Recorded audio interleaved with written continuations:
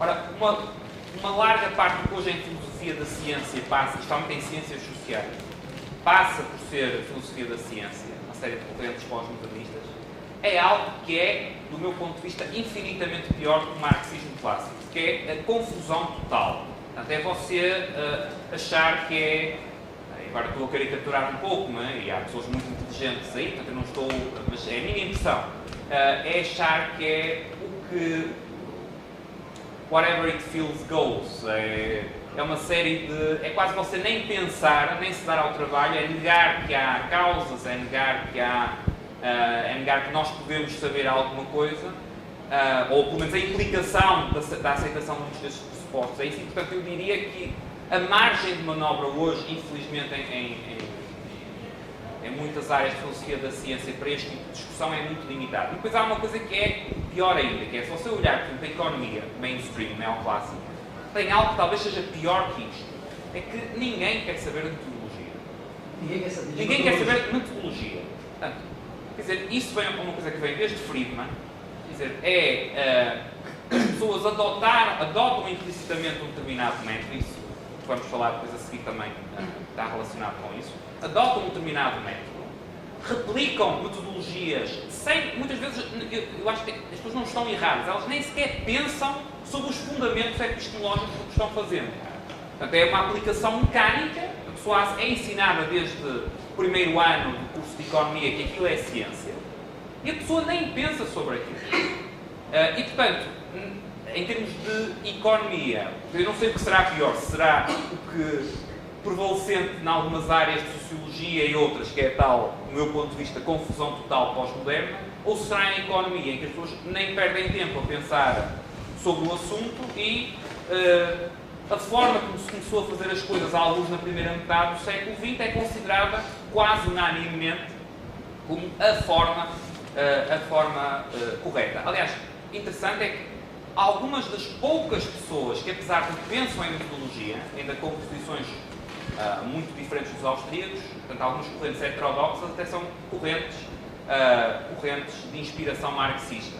Não é? Talvez também porque ficaram minoritárias. Agora, em termos de mainstream, em economia, eu diria que nem é de serem aceitáveis ou não aceitáveis, é que ninguém quer saber de metodologia. Claro que não querer saber não quer dizer que quando nós não queremos saber de algo, estamos a empregar, vou adaptar uma frase de Keynes, estamos a usar as ideias de alguém morto que desconhecemos. Não é? Nós estamos a usar na mesma metodologia, só que não nos damos, ficamos escravos de alguém que em algum momento no passado decidiu isso e o aplicamos criticamente. Por razões óbvias, o São Tomás de Aquino tem uma visão muito teológica das coisas. Então, ele, na Suma, ele fala em lei divina, lei natural e lei humana, né? Onde que estariam assim, o correspondente e como ficaria a visão do Rothbard nessa história, já que ele, de certa forma, ele corta a questão da lei divina e fala na Ética da Liberdade que vem só da razão. Bem, isso não é bem uma questão, isso é um programa com um outro curso. Eu vou... A primeira parte pelo menos. Ok. Bem, assim, isto não vou dar a resposta possível. Né? Isto não procura ser uma replicação da estrutura da lei divina, lei eterna, lei natural, lei humana. Em relação ao Rothbard, eu diria que o Rothbard tentou acho que a sua descrição está correta, portanto, ele tentou ter uma perspectiva essencialmente aristotélica atomista, retirando o elemento de fundamentação teológica, não, transcendental, para deixar a melhor palavra. Eu aqui não procurei não entrar nessa questão, eu ilustrei só, falei só em São Tomás de Aquino para explicar a questão dos princípios constitutivo-reguladores, mas isso é compatível com você achar que existe uma estrutura, uma perspectiva misiana ou kantiana misiana, que existe uma estrutura intrínseca da realidade, mas que nós não podemos ter conhecimento completo sobre ela. Mas qual é a origem dessa estrutura de conhecimento é uma questão separada. Isto não implica a aceitação do conjunto da estrutura, como Rothbard não aceitaria. Okay? Só rapidamente.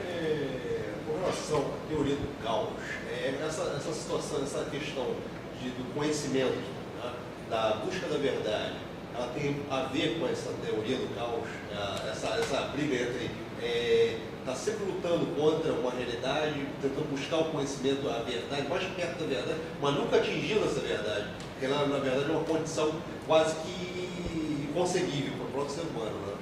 Eu diria que uma interpretação epistemologicamente aceitável do que está em torno da teoria do caos iria por aí.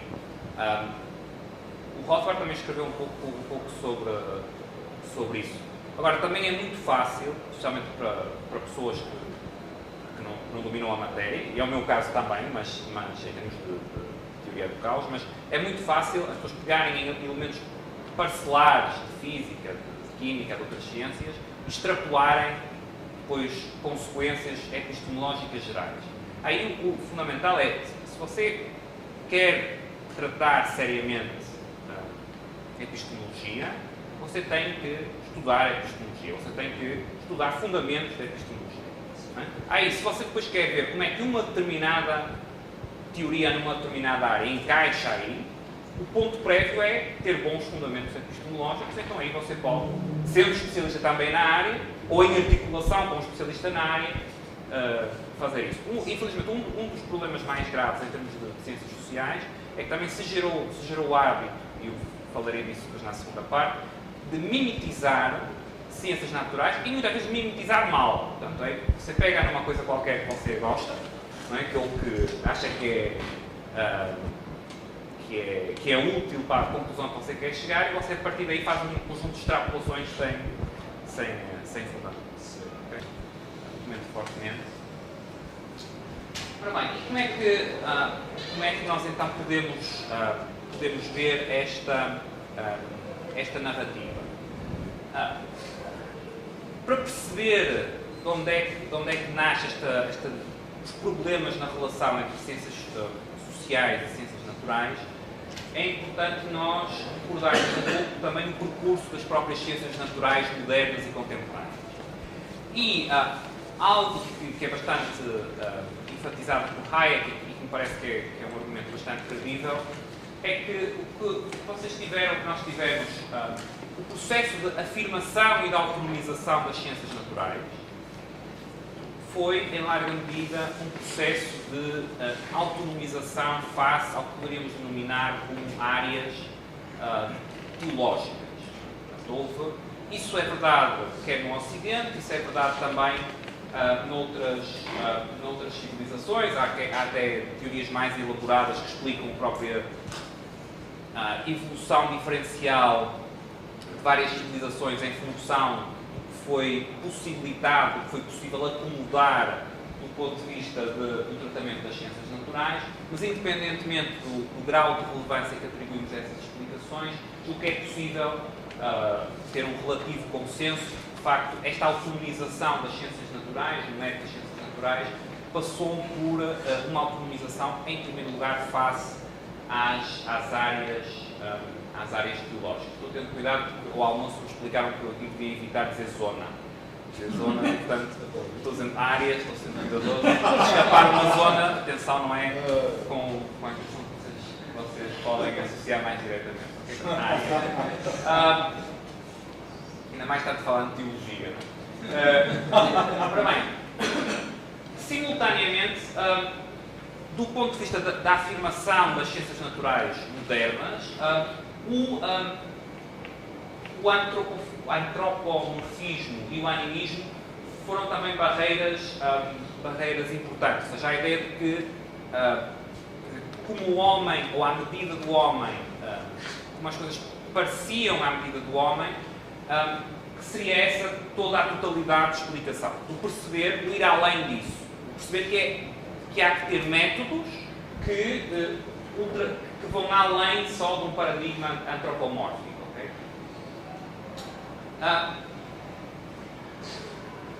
Simultaneamente, este processo de autonomização, de construção das ciências naturais modernas, passa também por um esforço, este talvez tenha sido um esforço mais complexo em termos da construção das ciências naturais, por razões psicológicas, de nós adquirir, nós seres humanos, adquirirmos a capacidade de reordenarmos e reclassificarmos as percepções sensoriais. Ou seja, o dar o passo mental por trás daquilo que nós vemos e que nós sentimos, que apalpamos, que nós cheiramos, que há coisas que estão além do que é diretamente inteligível ou perceptível.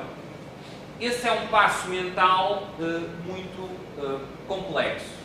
E é um passo mental que passa por nós, que é algo que é relativamente recente, okay? E que passa por nós reclassificarmos, reordenarmos esses estímulos externos. Isto a que é que leva? Estes 3 pontos. Portanto, onde é que eu quero chegar? Isto leva a que as ciências naturais modernas se tenham desenvolvido previsivelmente, expectavelmente, naturalmente, passo o pleonasmo, com um grande enfoque na objetividade dos dados. Como é que você escapa do domínio de uma certa abordagem teológica? Você escapa dizendo que os dados são o que contam. Como é que você escapa do antropomorfismo e do animismo? Você escapa dizendo que os dados é o que conta. Como é que você escapa da tal percepção imediata dos estímulos externos, portanto, ir além da classificação puramente sensível desses estímulos externos? Você escapa dizendo que nós temos aqui outros dados e estes dados são conta. Aquilo que você vê no microscópio, aquilo que você vê numa experiência, esse dado é o que, de facto, esse dado objetivo é o que você contrapõe aos outros elementos de bloqueio. Okay? Portanto, isto é para dizer que o enfoque na objetividade dos dados não surgiu nem por maldade, nem por estupidez, nem por acaso. Surgiu porque no desenvolvimento das ciências naturais, ou uma das razões principais porque surgiu, porque foi uma via de você vencer vários bloqueios. A forma que você resolvia aqueles 3 problemas era chamar a atenção para que nós temos aqui dados objetivos que mostram que não é assim. Como é que você prova que não é o Sol que anda à volta da Terra?